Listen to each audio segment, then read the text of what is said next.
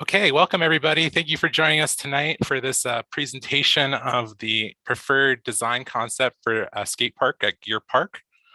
I am Rob Romanek and I work for the City of Salem.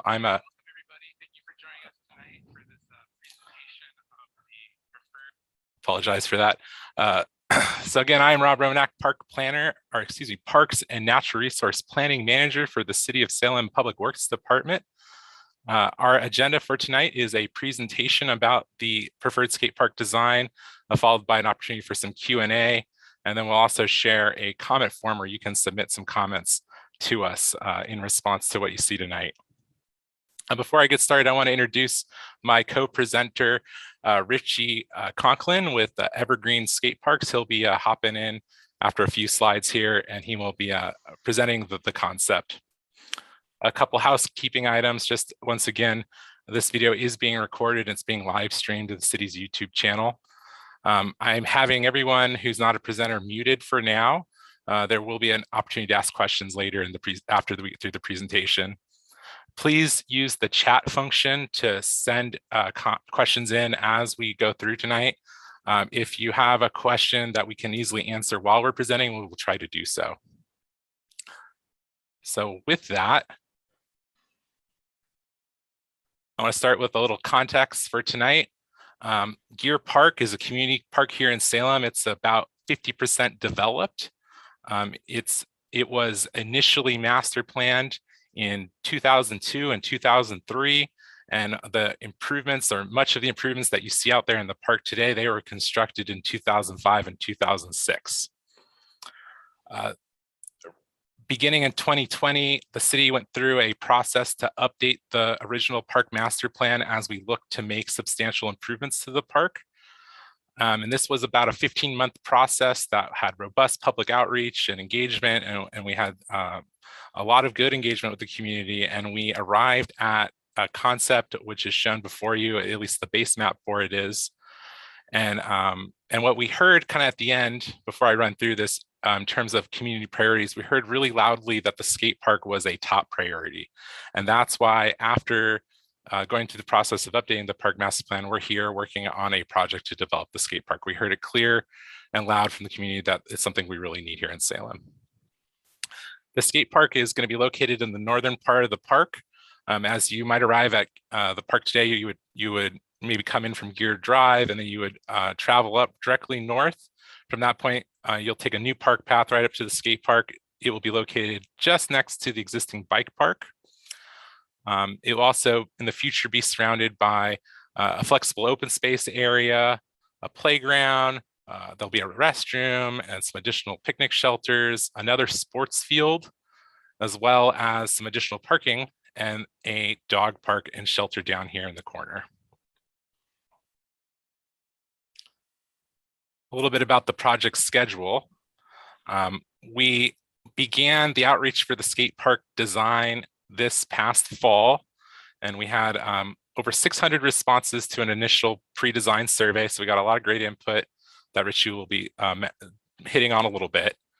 And then that allowed us to develop two concepts for the skate park, and we shared those in March, as well as held a second survey to collect feedback.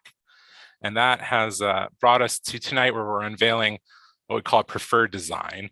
And this is an opportunity to comment once more, and we'll consider those comments as we move forward. Looking ahead, the opportunities to stay involved with this project are primarily going to be limited to staying informed. We have a lot of technical work to do between now and 2024, which is when we plan to construct this project. And with that, Richie, I'm going to pass it off to you. All right, thanks, Rob.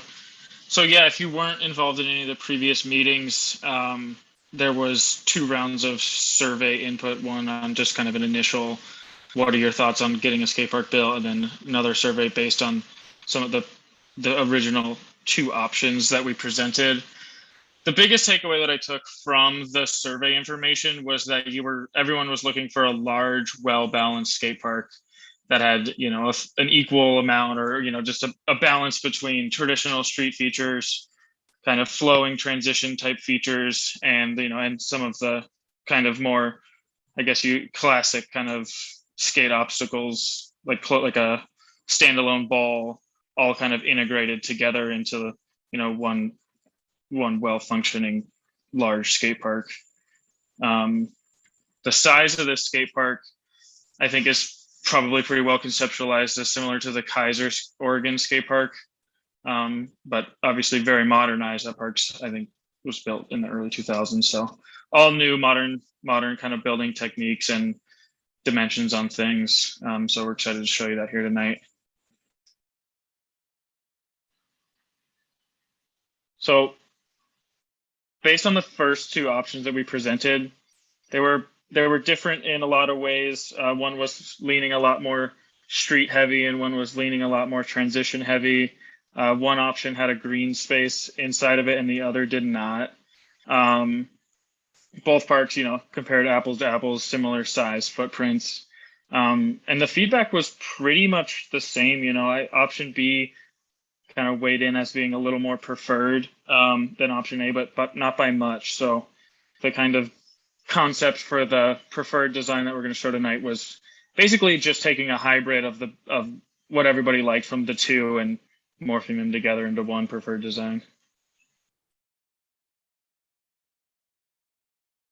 Yeah, I think I kind of touched similar on these things just now, but thank you, Ben, or Rob, excuse me. Yeah, so option B, you can see, has this long street lane that kind of separates from the kind of transition section on the left, and then the standalone bowl featured in both of them. And then option A was pretty much all street track, you could say, sprawling way far out, covering a lot of ground, but not really landing in the transition kind of section as much. So took that input that we needed, that plus the street, plus the bowl and the green space, and we have this design to present tonight.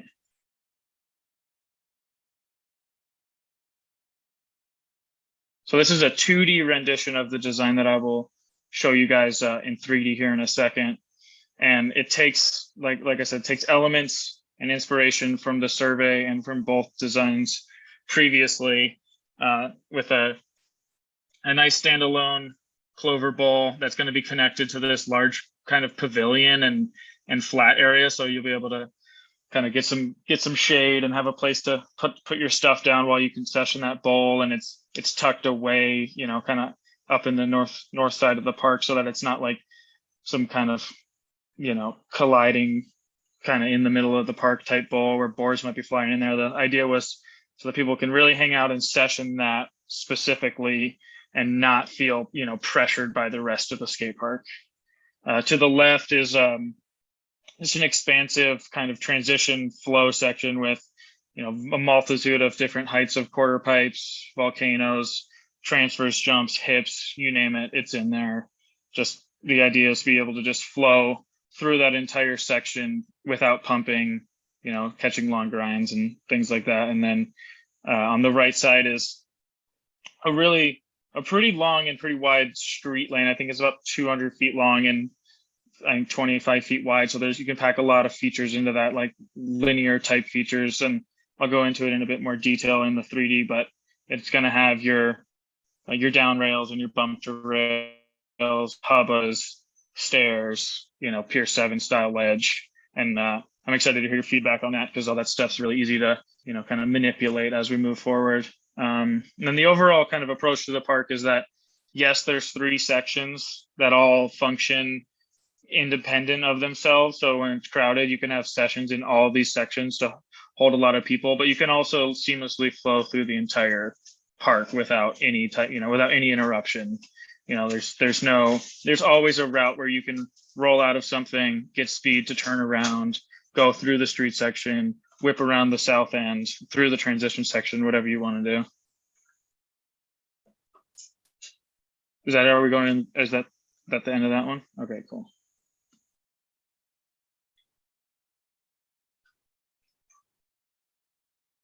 Nice. So can everyone see that good?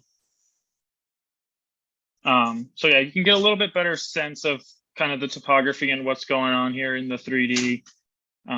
You get down low, And these are all these quarter pipes you see in front of you, this one on the right, and all this transition stuff. This all ranges in the, I would say 4 to 6 foot range or 3 to 6 foot range, all kind of just organically moving up and down, coping in select spots where you can catch long grinds, but you can roll out and roll through things, hip transfers, hard edge hip transfers, bumps to connect everything together, volcano section, for transfers or stalls, or to kind of use it just to pump through.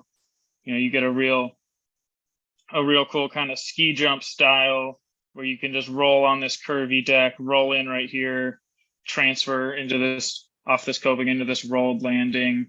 And this section is really just kind of organic flow, open flow, with features mixed in where you can link tricks together without really ever losing your speed or feeling forced into a line like you're skating in a pool or something. As we move up to the Clover Bowl section, it's right now it's drawn at a 7 foot deep end, and there's kind of a mid deep end, which is about 5 feet, and then a little shallow end tight transition that's probably 3.5 or 4 feet, all kind of blended together. Really reminiscent of a bowl that was built a long time ago at a skate park called the Turf in Milwaukee, Wisconsin. That was kind of the inspiration for this one, is a modernized version of that, and connecting all these waterfalls and hips together, so you can just really just pump around. And the fun part about this too is that you don't necessarily need to roll in over coping or drop in off of coping, because you'll be able to, this will all be flat space over here connected to that pavilion, so you'll be able to roll in here and roll out really easily.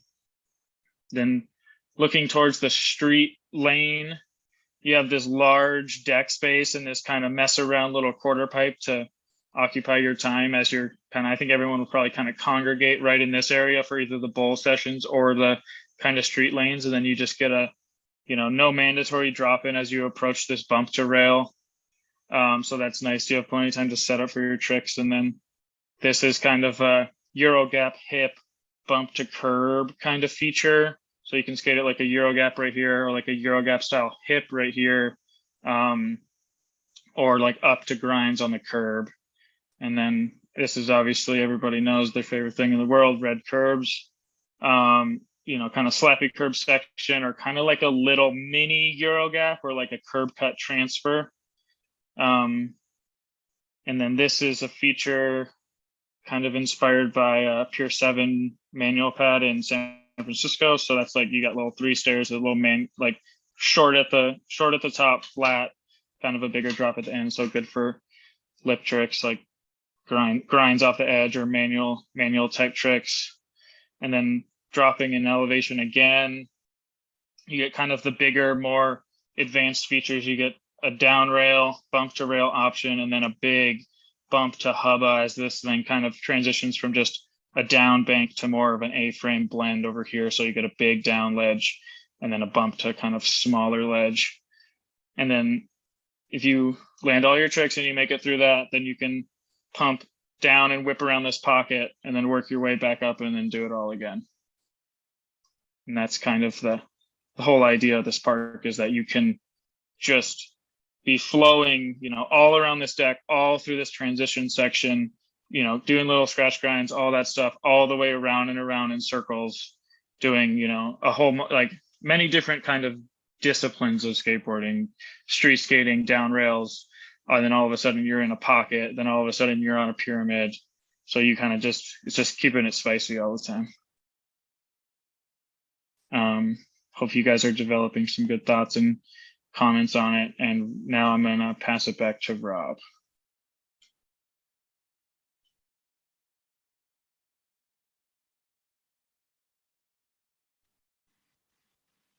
Thank you, Richie. Okay, and so with that, I just want to talk a little bit about the context of the skate park within the master plan. As I said before, the skate park will be located right next to the existing bike park. With the development of the facility, we are going to also look at developing this plaza space here at the top and the shelter. So there's an area for folks to hang out and have a picnic, either both the bike park users as well as the skate park users. And of course, we're going to be adding a path connection from the existing developed part of the park.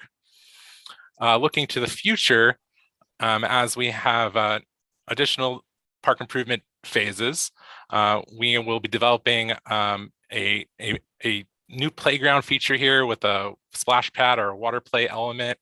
And of course, this is again more in the future, and that will come with some restrooms and some additional picnic shelters, as well as a second parking lot here at the northern part of the park. Dividing or separating the skate park from this proposed playground will be a berm, and it will be there both to buffer noise and divide physical separation between those uses. Down here in the corner, again, this is flexible open space. It could be used for maybe a game of pickup soccer or something like that. And so then we really think at the end of the day, we've developed a concept that fits well within the park master plan concept we developed earlier. So with that, I'd like to open the floor to questions. I'm going to see if I can let you all, please drop your questions in the chat.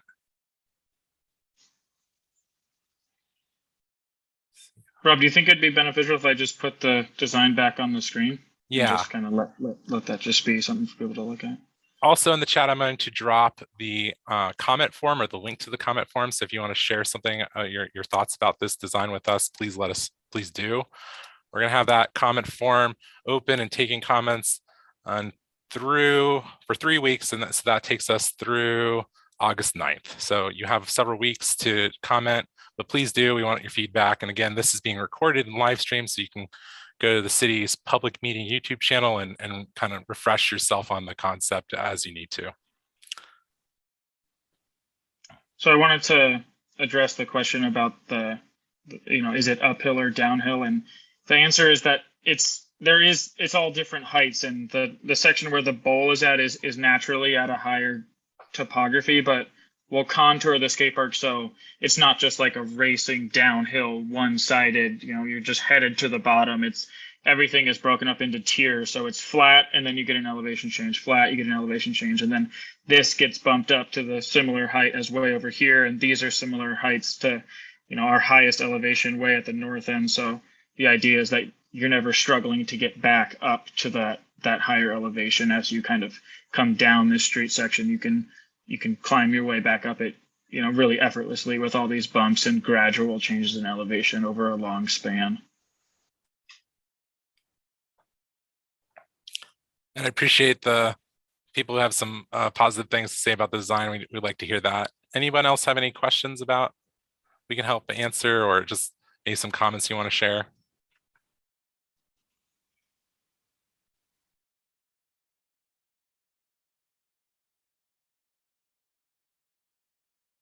Not everybody at once.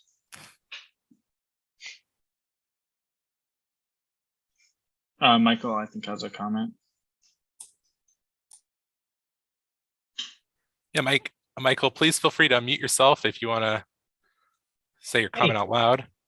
The only question I had was on the street side, that big feature has a gap on the inside part coming from this one right here. Yeah. Being an old, not very good skater, I was curious if that could be slightly more accessible to beginners going that direction down. So just a bank all the way up, just not a mandatory gap. Or an option. I don't know, like a one-side ramp or something like that. I don't know. That's a good. But other than that, I really like it. Thank you so much, you guys. Awesome. Glad you like it. So there's a question: how long until construction is finished? And again, we're proposing to go to construction in 2024. No promises, but we believe this will be completed one construction season. So that would be fall 2024. Yeah, I would agree that, I can speak to the skate park itself, and a skate park about this size probably takes 25 weeks of on-site work, but then you got to factor in kind of all the support amenities around it before it's actually opened up. So with good coordination, I totally agree it could get done in one season. And then I see a question about access to the skate park from the existing parking lot. And that is correct. We will, from initially after the park is built, it will be accessed from the existing parking lot at Geer. And then over time, as funding is available, the city will develop more improvements in the park, and we do plan to develop a much closer parking area. This project is funded with something called park system development charges. So Salem is experiencing a lot of growth, a lot of development, and that comes with fees that are being paid to develop new recreational facilities. And so that's the funding source. It doesn't fund everything. It's not a solution to develop all the city's undeveloped parks, but it does help. And so as additional funds are identified, we'll do our best to deliver projects. Awesome. To Martin's question, appreciate the comment that you like the design. Yeah, this would be a defined kind of classic pyramid hip on this side, and then this functions essentially like the same thing as a traditional pyramid hip, but you have just this kind of mandatory little mini Euro gap to contend with.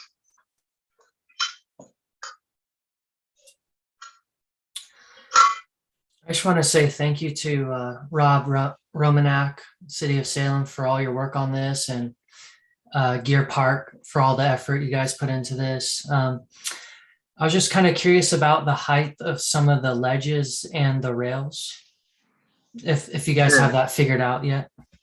Yeah, I mean, it's definitely not like set in stone yet. I just like to kind of err on the side of what makes sense relative to what's around it. So, you know, this rail, for example, being assisted by this spank right here, you can afford a little bit of a taller rail. So I would say I'd probably execute this rail at something like 14 or 16 inches tall, where I think a traditional kind of flat bar that you just skate in your driveway would be about a foot tall. So a few inches taller, so you can get kind of the feeling like you're skating a little bit bigger rail. So skating from the bump.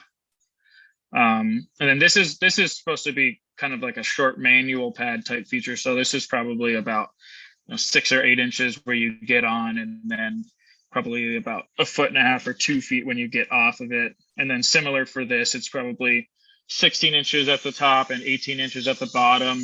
And then similarly, 16 inches here and probably 14 inches here, because it's nice when you get a little angle down when you're skating these A-frame rails, I think.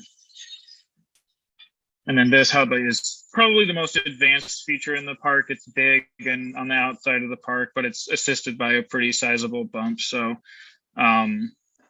yeah, it's probably this similar, 18 inches at the top, 2 feet at the bottom, something like that. Yeah, that bump to ledge looks incredible. That looks so fun. Thank you for including that. Sure. And then to Martin, I do think that a flat bar is obviously, it's not out of the question. It just requires, I feel like, a lot of flat space. And with this kind of change in elevation, I think we would have to sacrifice one of those changes in elevation to get a long enough flat space for a good kind of flat bar session area. That's why I opted for the bump. To Jesse's question, I prefer round as well. So I think round is kind of modern, is a little more modern, and is a little more kind of as what you would find in a real street handrail. So I definitely am opting for round rails more.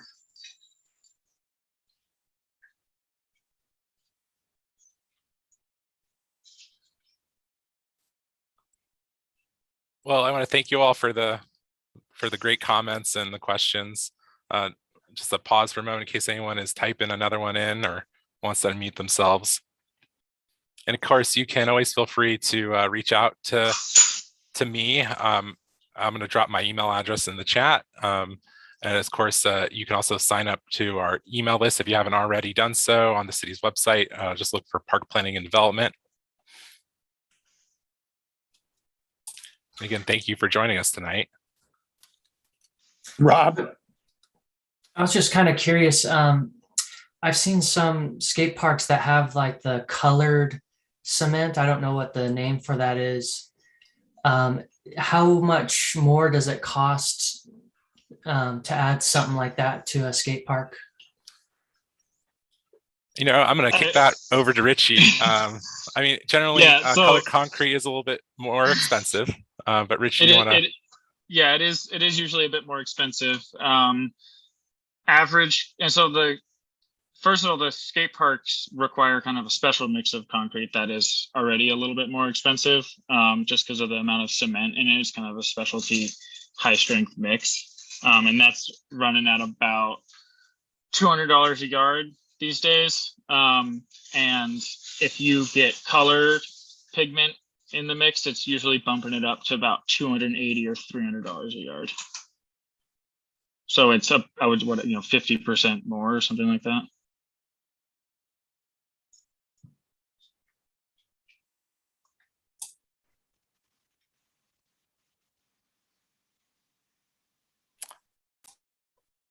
Okay, again, seeing no questions, I want to thank you all. I think we're going to end it here. And seeing that, thank you again for the positive feedback. We appreciate that. And feel free to send us comments and of course, let anyone who's interested in skating in Salem, let them know about this coming, and you can definitely point them to the city's YouTube channel, and they can catch up a little bit on what's being proposed. I hope you all have a great evening. Yeah, appreciate it, everyone. Thanks for coming.